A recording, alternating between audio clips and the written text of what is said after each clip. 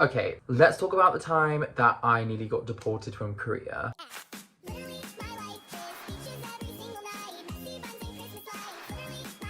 So this is like my first story time on the channel, I guess. I'm in my Tanamojo era of Lee-Chen Town. Anyway, I just want to start this video off by saying in no way, shape or form am I like glorifying what happened or saying that like it was funny. This was really stupid. This was like really stupid and like don't do this, okay? I completely regret what happened and I've definitely learned my lesson now. So please don't try this if you ever go to another country. Without further ado, let's get into it. So around about February last year, February 2022, I moved to South Korea. I applied to become an English teacher. I got the job. And so I flew over here around about like mid-February, I think. Now, because it was like major COVID times, we had to do a mandatory 10-day quarantine in a hotel. And we got put in this like really nice hotel. It was like super nice. And we knew we were there for 10 days. We had orientation for like 5 days after that. And then we were like sent to our schools. So anyway, I landed in Korea. It's very safe. We've all got masks on. We get taken to our hotels. It's like very strict. You're not allowed to like talk to anyone properly. Anyway, so we're in our rooms. We pay for the hotel ourselves. It was like $1,000 or something like that. It was like really expensive. So obviously because you're in your hotels, we all got given like these packed lunches. We got served breakfast, lunch and dinner. Now these were just in these little like black packages with like rice, some sort of like meat, some sort of protein or like some sort of carbs, some vegetables. And these lunches were pretty good for the most part. And sometimes we get little snacks as well, which is really good. For breakfast, I think we had like juk, which is like rice porridge, and I wasn't really like a big fan of it when I first got here. So usually in the mornings, I just had like a little bit of like cereal or like a ramen if I had it spare. Anyway, it was like super strict as well. It was like you had to like package up your rubbish that you had, put it in this like hazardous bag, leave it outside. We had to test ourselves every single day and like log it into this app. It was like super like strict, okay? On day 3 of quarantine, we get notified by the Korean government that the quarantine rules have changed from 10 days to 7 days. Now that would have meant at least about like $300 we could have saved. So like we were all really annoyed. We were like talking on the group chat. I think someone emailed the company and they were like, look, there's nothing we can do. You've booked the 10-day stay.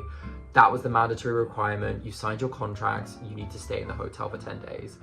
So we were like, okay, sure, we'll stay in the hotel for 10 days. I mean, it wasn't really that bad. The hotel was really nice. And we had signed the contracts being like, we won't leave the room or anything. So we were like, there's nothing much really we can do. So around about day 8, all the English teachers from my intake were split into 2 hotels because there were so many of us.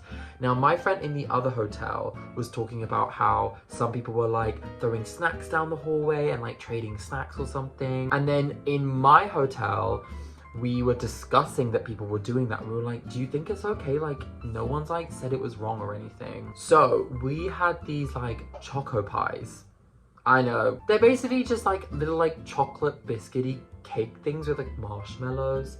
They're really good. They're not that good, but I was hungry, okay? And we were all discussing on the group chat like, oh, like if anyone has any like spare snacks, can you like save them for me? And I was like, guys, I'm so hungry. I've like ran out of all my choco pies. I've eaten them all. Because we got them for like breakfast or something, I can't remember. Someone basically was like, hey, like I have some spare choco pies. I'm not eating them, like, and I'm like on the same level as you, because we could talk about like what levels we were on. So they were like, do you want me to just like leave him outside my door? Like I'm just like down the corridor. And I was like, sure. Because like other people in the other hotel were doing it. So I was like, it should be fine, right? And then someone else messaged me. They're like, hey, like I've left some outside my doorstep, like if you want them to. And I was like, I'm pretty hungry. I could do with some snacks. Wendy Whale Yums is a fat whale. So anyway, I build up the courage. I'm like, should I do this? Should I not? Like, I need to be super careful if I do this. So I build up the courage. I'm like, okay, the other people have done it. Everything's been fine. I'm just gonna like quickly run out of my room. I'm gonna wear my mask. I'm gonna pick up the choco pies. I'm gonna run back in. So I'm like stood outside my door, like psyching myself up. Like, you can do this, okay? So then I pull the handle down and I open the door and I take one step out and I'm like, holy shit, my key card. So I was like, damn, you're really gonna leave your room with no key card? Can you imagine if the door closed and I was like, oh my God, I can't get back in. And then I would have had to have gone down to reception and been like, hey, I know I'm supposed to be in my room, but I don't have my key card. That would have been a whole mess. So I was like, okay, thank God for that. So I go back into my room and I grab my key card and I'm like, is this a sign? Like, should I not leave this room? But I was like, okay, commit to it. It's fine. Just run really quickly, grab the stuff and run back into your room. So I pull the handle down, I open up the door, I run down the corridor, I see the number on the door. I'm like, okay, these are the choco pies. Grab the choco pies, run on my way back. I see the other door on my way passing by.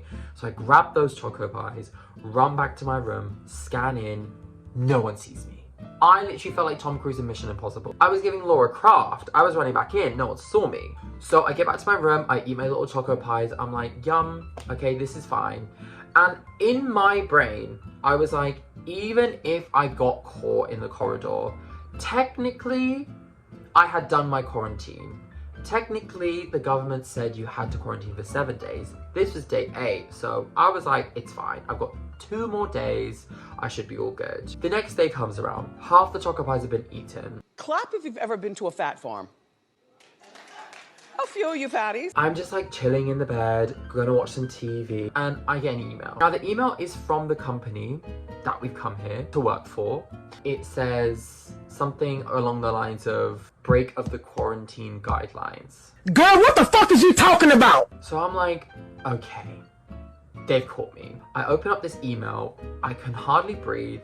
I'm like profusely sweating.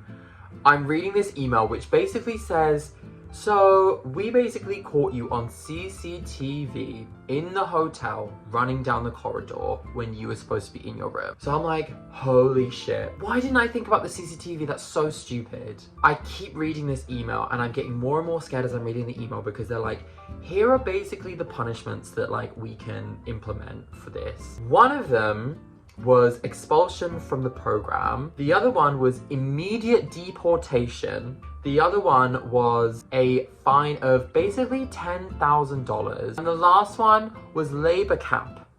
Prison! Y'all are going to jail! Period! Oh my God. I can like feel how I was feeling back then. It's like so, I was just like, oh my God, Henry, why are you so stupid?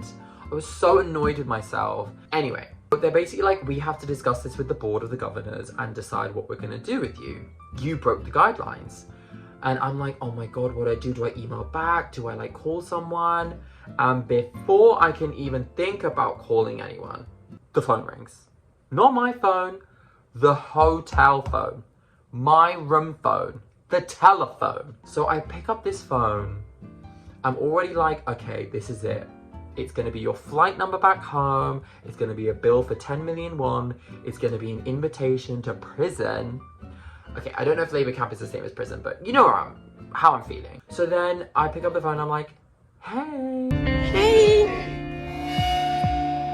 How y'all doing? And it's this guy and he's like, hello, am I speaking to Henry? And I was like, yeah. He was like, okay, I'm pretty sure you might have received my email, but basically like we've found information that you left your quarantine facility and this is against the guidelines. And I was immediately like, I'm so sorry, I don't know why I did that, I'm so sorry, it was just like, I just think, you know, it was day 8 and I thought like we finished our quarantine and he was like, I get where you're coming from, but at the end of the day you signed a contract and you said you wouldn't leave your room for 10 days. And I was like, yeah, I know, I'm so sorry, that was so stupid, I shouldn't have done it, I regret doing it, blah, blah, blah. And he was like, it's okay, I want you to calm down.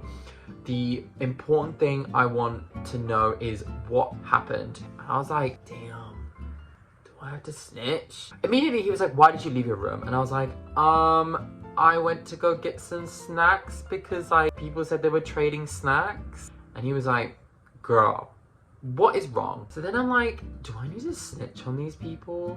And he was like, I need the names of the people that you traded with. So I was like, okay, These are the people that I traded with, and I didn't even trade. I literally just took something off them and kept it in my room. And he was like, are you sure there was no cross-contamination? I was like, the only thing was that I picked up these choco pies. Yes, there could have been cross-contaminated from them to me, but I didn't put anything in their room.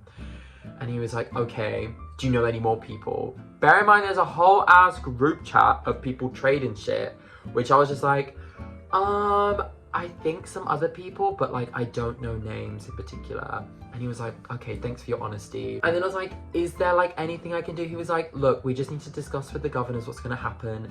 There's a chance that like you might need to be separated during orientation from everyone else, which basically means like orientation is where you get to know everyone and where you learn about like how to teach properly in South Korea. So I was like, great, I'm gonna get excluded from everyone. I was like, okay, well, if you need anything from me, just let me know. He was like, I will do, but for now, like, just stay in your facility. I was like, okay. He was like, there is a chance the board are going to be okay with it because it's technically not the government like guidelines of quarantine, but because of your contract, you did say that you would. And I was like, I completely get it. Just let me know if there's anything you need. So then I had to message the poor people that gave me their choco pies and be like, hey, bestie, thanks for the choco pies, BT dubs. We might be getting deported.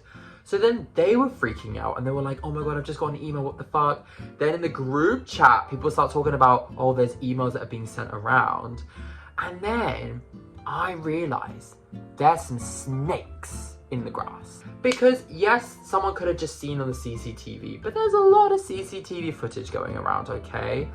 What I think happened, and if any of you is watching this, I'm talking to you. I think someone on the group chat ratted us out to the company because this is a very competitive company, okay?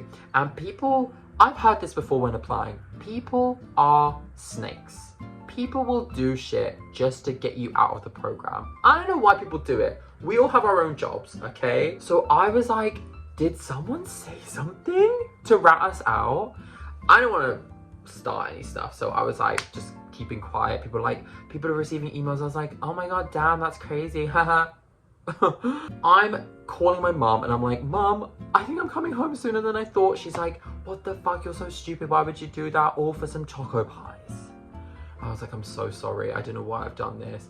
So for the rest of the 24 hours, I was sat shaking. I had 1 day left of quarantine. I was wondering what was going to happen. I was waiting for a phone call, an email, I don't know what. We were all messaging each other like, guys, what are we going to do? Then the final day of quarantine is finished and we all have to pack up our stuff and go downstairs. So I pack up all my stuff. I'm like ready to basically not just leave the hotel room, but leave Korea and go back to the UK. Bear in mind, I've been preparing a year for this. I've been waiting so long to come to Korea. I was so excited to start my new job. And I was like, you really fucked this up over some chocky cakes. You're a fucking idiot. So I pack my stuff, I leave the hotel room and I go downstairs to the lobby. All of the other teachers are there. And I'm just looking around like, is someone like gonna come and arrest me? Is there like a plane ticket I need to pick up? And they call my hotel room number and I just give them the key card thinking that they're gonna be like, okay, you go sit over there. But luckily they just take the key card, sign something, and then it's done.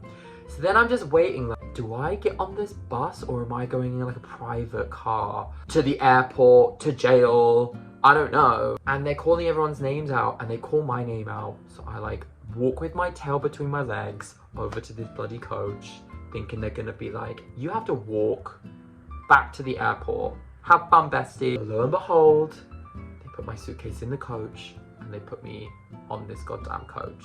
We then drive all the way to orientation. Yet again, I'm like, maybe they're gonna separate me from everyone at orientation. But again, I get given my room number, I get given my class number, and everything is fine. I even meet up with the people that gave me the chocolate pies and I'm like, hey, so like what happened? They were like, nothing. We didn't get any more emails after the first one. So I was like, thank the Lord for that. I think mainly because it was day 8, so technically we were 1 day out of like being finished with quarantine. They were like, it's okay. And we were testing ourselves every day and we were completely negative. So I think maybe they were just like, let's just leave him off and give him a slap on the wrist. That is a story of how I nearly got deported from Korea. I wasn't here for like a week. I was here for No, I was here for a week. I was here for 8 days. But anyway, it doesn't make it any different. It was so stupid and I should never have done it. And I am so angry that I thought that that was okay. In hindsight, listen to what people tell you, okay? If you sign a contract, go by the contract, okay? Don't sneak around things. Don't be like doing things that you think is okay. Just go by the contract. It's the most important thing. And now I live in a beautiful place. I live in Seoul. I'm having such a good time. I've been here for nearly 2 years. And to think that all could have been ruined for some chocolate cakes. Anyway, guys, thanks for coming to my story time. If you liked this story time, let me know if you want any more because I have plenty of stories to tell. But my biggest advice is if you sign a contract and move to a country, don't go against it, no matter what you think, okay? Don't be stupid like me. If you liked this video, make sure you give it a thumbs up and subscribe to Soulmates. We're doing so well with our subscribers right now. And I will see you guys in the next one. Bye.